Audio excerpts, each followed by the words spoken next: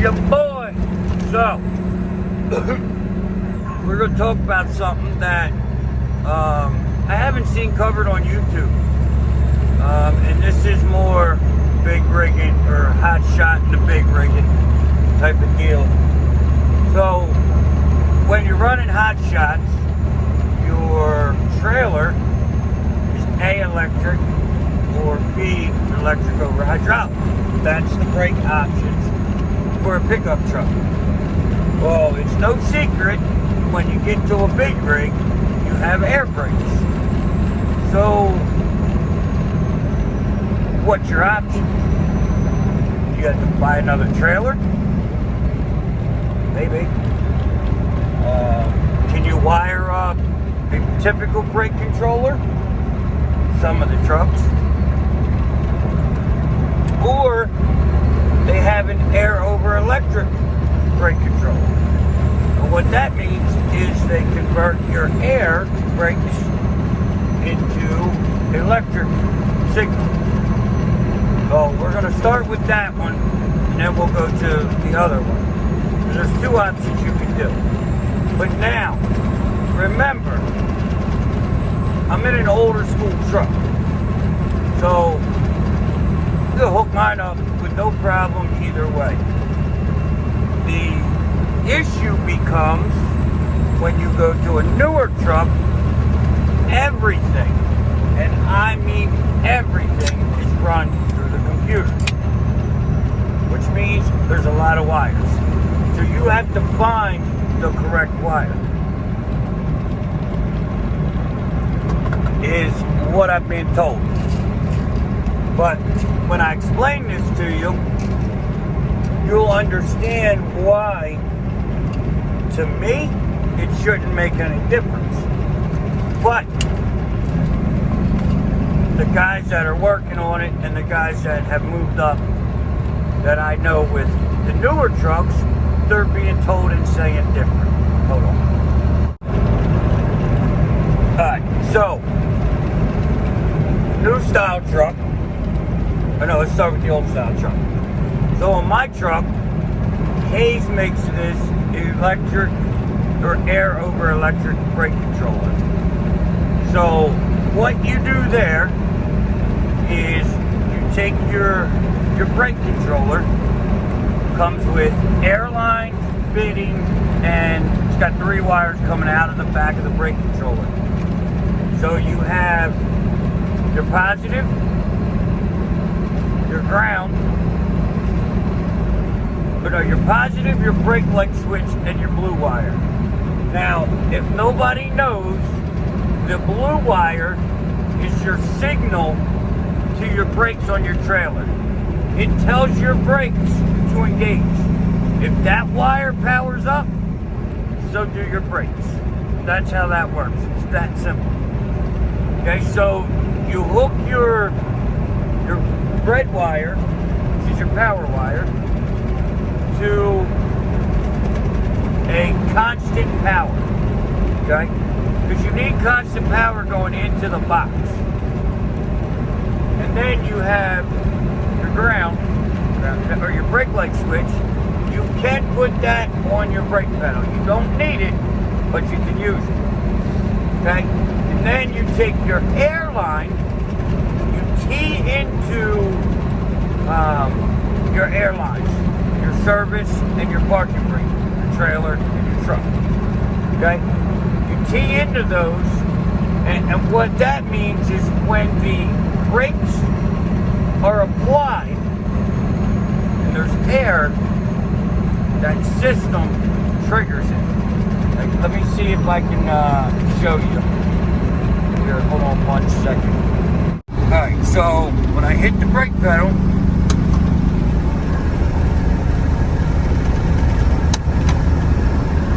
see that? Alright, so that is 100% air. The air controls the trailer brakes. Now, I don't know the downsides to that yet, because I haven't really had many issues with it. Now, I do have an issue with this truck, or this brake controller. It's 26 years old, and the bulb no longer works. And the reason I know it's the bulb is because I have power everywhere. Like, I have my power. The brake controller is doing what it's supposed to do. So, we have another one that we're going to split into it when I get the chance. Because this is working. It's just when I get the chance, I have to split over to it. So, like I said, the air brakes controls that. That seems like the better idea, blah, blah, blah. But the problem I foresee is if I have, let's say, something under there, a brake, like the airline brakes, I have no way of knowing, unless that light works, but it's going to engage my brakes, okay? But the problem with what I'm doing right now is this semi and that trailer, they're so far apart in the world of technology and braking that this semi will overpower those electric brakes. Even though they're the biggest, they're the 12 and a quarter by 5, they're still the big brakes. But you can't really feel it dragging. But you can feel it working, like when it works and you're driving, you can feel that. But once it drags and you take off, you know, and you just get in that momentum, you cannot feel it. And I know that because I burnt magnets up, and so did a buddy of mine, because they were just dragging, just enough to drag. So, with that being said, you have the option to run a standard brake controller in this truck. Now that brake controller, and I don't have it right here with me, but it has the same wires, except it has a fourth wire, which is a ground wire. So, and it's run on, obviously, 100% electric, okay? Like I said, the biggest downfall with this one is there's no, the air over brake, or air over electric, there's no digital readout, there's nothing, no error codes or none of that.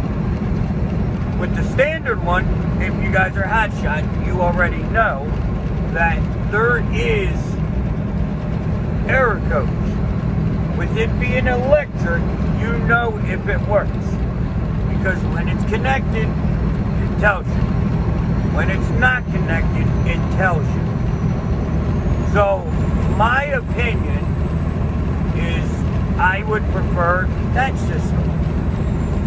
Now, a lot of people are going to say, but how do you wire up that system to make that work?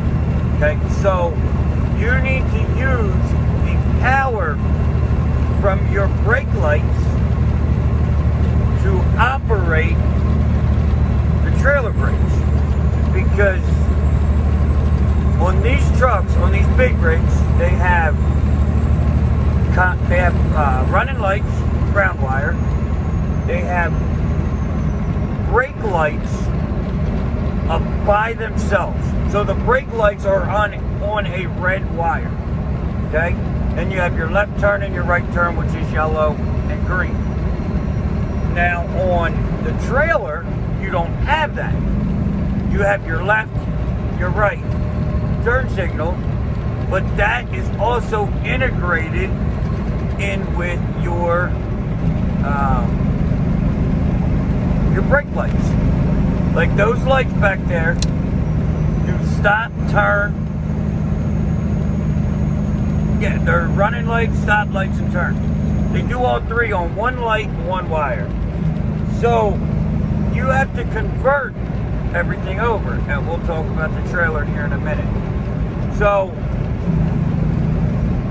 when you run that electric brake controller, you use that red wire. You have to splice into it. You can A, use the red wire, or B, you can find it coming directly off of your brake pedal. Okay? You want to make sure you find the right one coming off of your brake pedal. But you power into that wire. And the reason you power into that wire is because you splice into it, is it only has power when you hit the brakes on the truck side. Obviously, you're not going to tap in on the trailer side. That just would not make sense. So, you tap into that on the truck side, and then when you get that power, it's going to feed your trailer brakes. And the benefit of that system is, A, it's newer, technology-wise. You can understand your readouts. Like, if you turn it up to 10, you know you've turned it up to 10. This air over electric, it doesn't work like that. There's a dial, but there's no digital. So you just turn it until it feels comfortable. So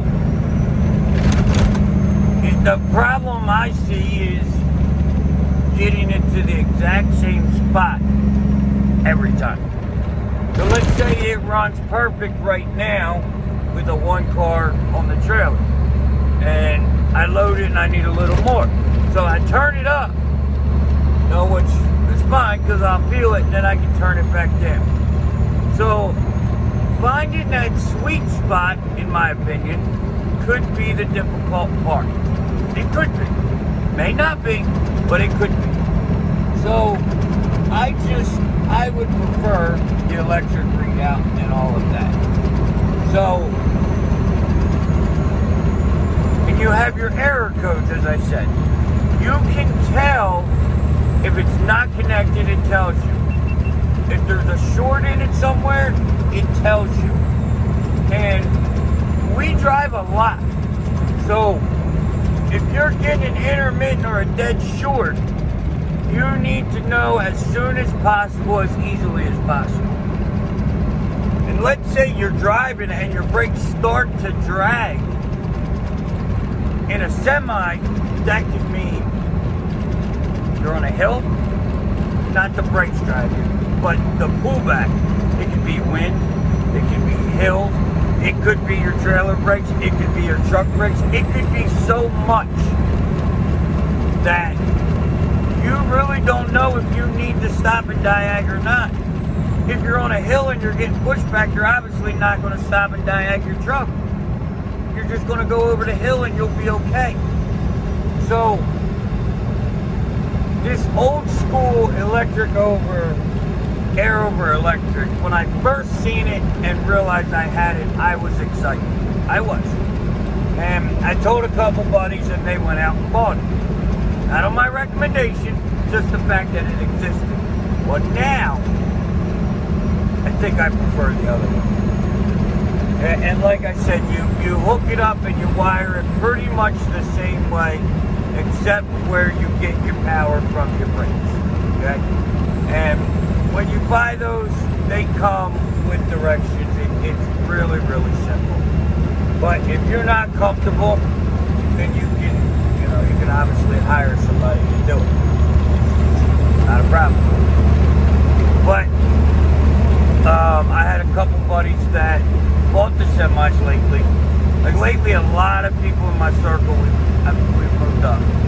I moved up. A couple other guys moved up.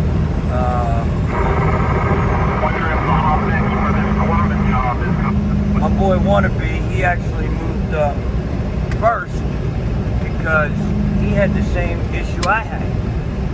The truck broke down, his dolly, but he had bought a semi as a backup. I'm just going to get it ready, blah, blah, blah. Well, guess what? The minute he got it, the dolly took a boop. So, I have a little, I have people people in my circle that helps me and, you know, been through it and all that. So, it's, using a semi is really good for what we're doing, in my opinion. I enjoy it. I don't have many complaints other than the video you seen yesterday. Now, let's talk about the other issue I had hooking this trailer up to this truck. And this could be on maybe even an air brake trailer. You could have this problem. Depends on how it's designed. So as I stated, your truck has three separate wires for the light. Okay? The trailer has two.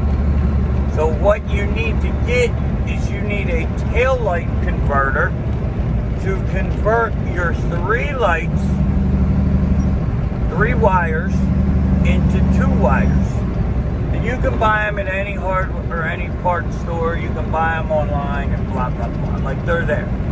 But you have to do that before you can pull the trailer and have all your lights. So now, in doing all this, and what I've had going on with this truck lately, this trailer, I want to talk about also what I learned, okay? So, obviously, I got to do everything different. I got to be different, because my motto is you do what they don't, and you do what they want, and you get what they don't, okay? But it seems that lately, that different is causing problems that I need to work on and figure out. Like, even just if you break down, I can't just call anybody to haul this trailer. You've got to, the truck or the trailer has to be configured to pull it if they want to have lights and brakes, you know? So, you can't just call any old pickup truck, because I now have the semi 7-way on the trailer. So I'm in the middle here, where I'm different, and my availability to work and get help amongst problems is layered down. Like, I have less, if that makes sense. So, is it better to be different? Yeah, it is, obviously. But it's also has a risk. Now, your risk may be worth the reward. As of right now, mine is. But I have an option to move up eventually on trailers, and that would put me back on even keel with everybody. That would make where anybody can pull my trailer, anybody can, you know, hook up and book it, whatever. So, that little balking action back there. So that's, you know, that's kind of where I'm at with it now. And as far as the brakes and the trailer configuration, I had a lot of questions for that, so figured it was time to do a video. And now, guys, the reason I don't do a lot of, like, the reason I didn't walk around the truck on doing this is, A, it's time consuming, but B, I seem to miss stuff.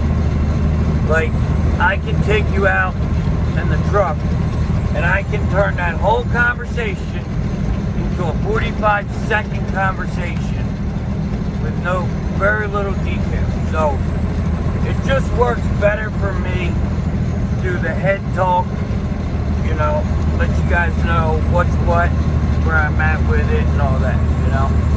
So, if you guys have any questions, holler at your boy, HotshotWedge@gmail.com.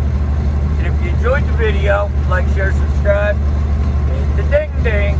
Don't forget, we got JD Factors, we got Victoria, we got people that want you to make money.